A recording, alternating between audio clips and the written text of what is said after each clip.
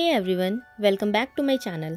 तो आज हम जिस केस के बारे में बात करने जा रहे हैं वो है रेट्सोसोरस द्वारा लिखे गए ग्लूमी संडे गाने की। इस गाने को दुनिया का सबसे मनहूस गाना माना जाता है। हंगरी के अलावा दुनिया के कई देशों में हुई सुसाइड्स की कड़ियाँ इस गाने से जुड़ी हुई थी, जिसकी वजह से इस पर बैन भी लगाया गया था। अक्सर जब हम अपने जीवन में उलझे और बेचैन रहते हैं तो हम कुछ सॉन्ग सुनकर अपने मन को हल्का करने की कोशिश करते हैं। हालांकि आज हम उस गाने की बात कर रहे हैं जिसने कई लोगों को मौत की तरफ धकेल दिया। ये गाना सैड संडे के नाम से भी मशहूर है। वैसे इस गाने को हंगरियन सुसाइड सॉन्ग के नाम से भी जाना जाता है। गाने के बनने की कहानी काफी दिलचस्प है। इसमें एक प्रेम कहानी है। हंगरी के एक स्ट्रगलिंग सॉन्ग राइटर और उनकी गर्लफ्रेंड में ब्रेकअप हुआ। इस ब्रेकअप से परेशान प्रेमी ने 30 मिनट के अंदर ही दुख भरा गाना लिख डाला। अधूरी प्रेम कहानी से निकला ये गाना पूरी दुनिया के लिए जानलेवा साबित हुआ। इस गाने का टाइटल था ग्लूमी संडे, यानी उदास रविवार। ये गाना इतना डिप्रेसिंग था कि इसे सुनकर दुनिया भर में 200 से ज्यादा लोगों ने आत्महत्या कर ली। कई लोगों के सुसाइड नोट में इस गाने की लाइन लिखी होती थी या उनके कमरे में उस गाने की रिकॉर्डिंग पाई जाती थी।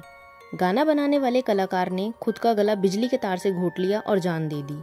जिस गर्लफ्रेंड के लिए लिखा था उसने भी इसे सुनकर सुसाइड कर ली।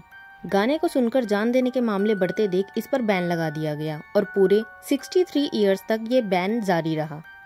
1933 में बना ये गाना जब रिलीज हुआ तो पूरे हंगरी में सुसाइड केस बढ़ गए। सुसाइड के मामलों में हंगरी दुनिया भर में 11वें नंबर पर आ गया था। गाना डिप्रेसिंग था, बैन भी हुआ, फिर भी दुनिया भर में इस गाने को 100 से ज्यादा अलग अलग सिंगर्स ने अपनी आवाज भी दी। कहानी शुरू होती है हंगरी से। ये दौर था 1933 का। दुनिया पहले विश्व युद्ध से उपजी त्रासदी झेल रही थी और दूसरे विश्व युद्ध के मुहाने पर खड़ी थी। इसी दौर में हंगरी के एक स्ट्रगलिंग सॉन्ग राइटर थे रेट्सोसोरस। ये पेरिस के एक रेस्टोरेंट में पियानो बजाते थे। उसी रेस्टोरेंट में एक महिला वेटर से इन्हें प्यार था। लड़की भी रेसो को चाहती थी, लेकिन उसकी इच्छा थी कि रेसो पियानो बजाने का काम छोड़कर कोई और अच्छी नौकरी कर ले जिससे उसकी जिंदगी आसान हो। दोनों में इसे लेकर कई बार बातें हुई। रेसो अपना काम छोड़ने पर राजी नहीं हुए क्योंकि वह पहले ही गरीबी की मार झेल रहे थे और उन दिनों बेरोजगारी भी ज्यादा थी। फिर एक दिन उस लड़की ने ही रेसो से रिश्ता तोड़ लिया। गर्लफ्रेंड का जाना उनकी बर्दाश्त से बाहर था। एक रविवार को तूफान और बरसात के बीच रेसो ने पेरिस के अपने छोटे से अपार्टमेंट में बैठकर लिखना शुरू किया। उन्होंने 30 मिनट में अपनी जिंदगी के सारे दर्दनाक भाव एक पन्ने में उतार दिए। उन्होंने एक मरी हुई गर्लफ्रेंड के लिए गाना लिखा जिसमें वो मौत को गले लगाकर दूसरी दुनिया में अपनी गर्लफ्रेंड से दोबारा मिलना चाहते थे। उस गाने को नाम दिया ग्लूमी संडे। रेसो ने ये गाना लिख तो लिया, लेकिन उसके आगे इस गाने का क्या करना है उसे समझ नहीं आ रहा था। उसने इस गाने को अपने एक दोस्त लास्लो जेवोर को दिया। लास्लो उस समय के स्थापित गीतकार थे। उन्होंने इस गाने को थोड़ा रीराइट किया। कहानी यहाँ भी कुछ वैसी ही थी। कुछ समय पहले ही लास्लो की सगाई टूटी थी। वो अपनी मंगेतर के लिए अपने प्यार और दर्द को गाने में उतारना चाहता था। उसने इस गाने को थोड़ा और दर्द भरा बना दिया। फिर दोनों दोस्तों ने इसे कंपोज करके रिलीज करने का प्लान बनाया। रेसो ने इस गाने को कंपोज किया। 1933 में गाना बनकर तैयार हो गया जिसे वेगा विलेग्नाक नाम दिया गया। इसका इंग्लिश में अर्थ था ग्लूमी संडे या सैड संडे। गाना बना तो दिया, लेकिन सॉन्ग राइटर्स को इसका पब्लिशर ही नहीं मिला। ज्यादातर पब्लिशर्स ने कहते हुए गाना नहीं खरीदा कि ये सुनने में बेहद डिप्रेसिंग है। इस गाने के लिरिक्स सुनकर पहली मौत उस पब्लिशर की हुई जिसके पास ये गाना गया था।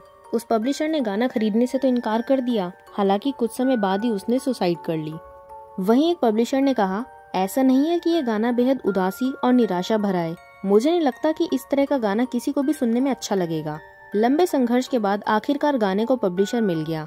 1933 में शीट म्यूजिक ने गाने की पहली रिकॉर्डिंग की कॉपी मार्केट में उतारी। गाना आते ही सुसाइड के केसेस आने लगे थे। 30 मार्च 1936 को टाइम मैगजीन में छपी रिपोर्ट के मुताबिक 1933 से 1935 के बीच 17 से 18 सुसाइड्स के केसेस सामने आए थे। ज्यादा मामले सॉन्ग रिलीज के 3 साल बाद 1936 से आने शुरू हुए, जब ये दुनिया भर में कई भाषाओं में रिलीज हुआ। सबसे ज्यादा सुसाइड के मामले हंगरी से सामने आए, जहां एक साथ 1936 में 17 लोगों ने एक एक कर जान दी। जैसे जैसे गाना पॉपुलर होता चला गया, सुसाइड के मामले 17 से 100 तक पहुंच गए। 24 फरवरी 1936 के बारे में आर्टिकल पब्लिश किया गया था। अमेरिका में इंग्लिश लिरिक्स के साथ रिलीज हुआ था। गाने की पॉपुलैरिटी को देखते हुए इसे 1936 में इंग्लिश लिरिक्स के साथ भी बनाया गया। गाने की लिरिक्स सैम एम लेविस ने लिखी, जिसे आवाज दी थी हल कैंप ने। पॉल रॉबसन जैसे दुनिया भर के कई नामी सिंगर्स ने लिरिक्स में बदलाव कर इस गाने को रिकॉर्ड किया था। इंग्लिश में गाना आते ही इंग्लिश देशों में तेजी से सुना जाने लगा और सुसाइड के मामले कुछ और बढ़ गए। जिस लड़की पर गाना लिखा गया था उसने भी आत्महत्या कर ली थी। ग्लूमी संडे कंपोज करने वाले रेसोसोरस ने इसे अपनी एक्स गर्लफ्रेंड के लिए तैयार किया था। जब ये गाना पॉपुलर हुआ तो रेसो ने अपनी गर्लफ्रेंड से दोबारा रिश्ता सुधारने की कोशिश की। जब मिलने गए तो पता चला कि उस लड़की ने गाना रिलीज होने के बाद वही गाना सुनकर सुसाइड कर ली। उस लड़की के पास उस गाने की रिकॉर्डिंग की एक कॉपी मिली थी।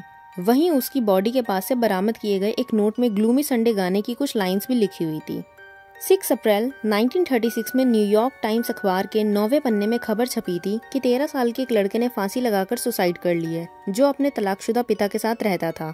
जिस कमरे में उसने फांसी लगाई वहाँ ग्लूमी संडे गाने की कॉपी मिली थी। इसी तरीके के बहुत से मामले देखने को मिले। वियना में एक टीनेजर लड़की ने गाना सुनते हुए पानी में डूबकर सुसाइड कर ली थी। लंदन में एक महिला ने गाना कई बार सुना और फिर नींद की दवाओं का ओवरडोज लेकर आत्महत्या कर ली। 1936 में ही न्यूयॉर्क टाइम्स में एक आर्टिकल पब्लिश किया गया था जिसमें लिखा गया था कि एक 13 साल के बच्चे ने सुसाइड कर ली है, जिसकी जेब में मिले एक नोट में गाने के लिरिक्स लिखे हुए थे। इन मौतों को गाने से इसलिए जोड़ा गया क्योंकि मरने वाले ज्यादातर लोगों के घर में ग्रामोफोन में ग्लूमी संडे ही बज रहा था। वहीं कई लोगों के सुसाइड नोट्स में गाने की लाइंस लिखी गई थी। कुछ ऐसे भी थे जो किसी कॉन्सर्ट में गाना सुनकर आए थे। बीबीसी ने 63 इयर्स तक इस गाने पर बैन रखा था। गाना अमेरिकन पॉपुलर सिंगर बिली हॉलिडे ने इस गाने को 1941 में रिकॉर्ड किया था, लेकिन बीबीसी ने इस पर तुरंत बैन लगा दिया। इस बैन को 63 इयर्स बाद 2002 में हटाया गया था। बैन हटने के बाद 23 अक्टूबर 2003 में बीबीसी रेडियो में से ब्रॉडकास्ट भी किया गया था। इसके एक साल बाद रेडियो ने 12 जून 2004 को दोबारा ये गाना दर्शकों को सुनाया था। बीबीसी रेडियो की वेबसाइट में मिले वोट्स के मुताबिक ये आज भी दुनिया के सबसे उदास गानों में टॉप 5 में है। दरअसल इस गाने को बेहद उदासी और निराशा भरे शब्दों में लिखा गया था। गाने के भाव मौत को बेहतर और जिंदगी को खराब बताते हैं।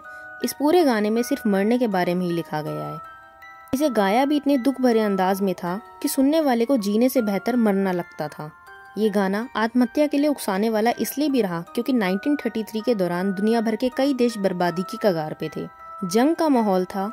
पहले विश्व युद्ध ने कई देशों की इकोनॉमी को खत्म कर दिया था और दुनिया दूसरे विश्व युद्ध की कगार पर आ रही थी।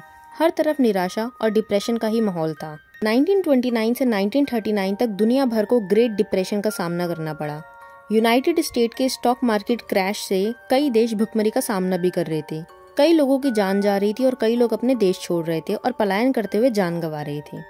ऐसी दर्दनाक स्थिति के बीच इस उदास गाने का आना और भी अधिक जानलेवा साबित हुआ।